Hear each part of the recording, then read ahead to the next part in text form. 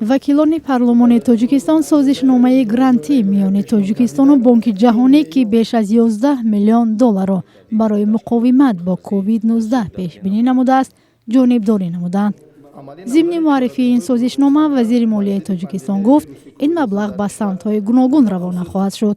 иқтидори соҳаи тандурустии ҷумҳурӣ дар самти табобати интенсивӣ ва эҳё, яъне харидории таҷҳизот, доруворӣ, тестҳо, маводҳои безараргардонӣ, либоси махсус, омода намудани ҳадди аққали 100 кати нав ва хариди дигар маводҳои ниёзи аввалия барои муқовимат бо пандемия. ҳангоми муаррифии созишнома таъкид шуд, ки аз ҳисоби ин маблағҳо ба хонаводаҳои камбизоат кӯмаки якдафаина дода мешавад.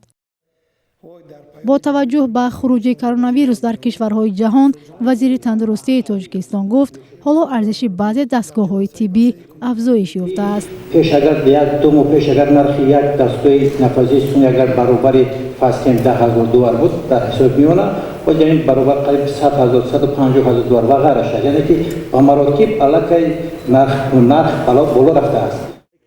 ҳукумати Тоҷикистон мегӯяд, то ин дам кишвар аз коронавирус дар амон аст ва зоҳиран бо баргузории ҷашну маъракаҳои пуриздиҳом ба мардум ва ҷомеаи ҷаҳонӣ паём медиҳад, ки хавфе надорад.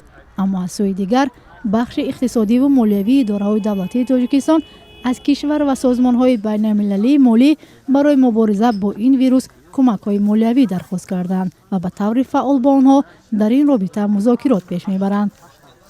то ин замон ба Тоҷикистон ҳукумати Амрико барои мусоидат ба омодагии Тоҷикистон ҷиҳати муқобила бо коронавирус $866,000, Бонки Осиёии рушд $100,000, Русия беш аз 20,000 тест ё маводи ташхиси коронавирус ва ЮНИСЕФ либосу ашёи муҳофизатӣ доданд.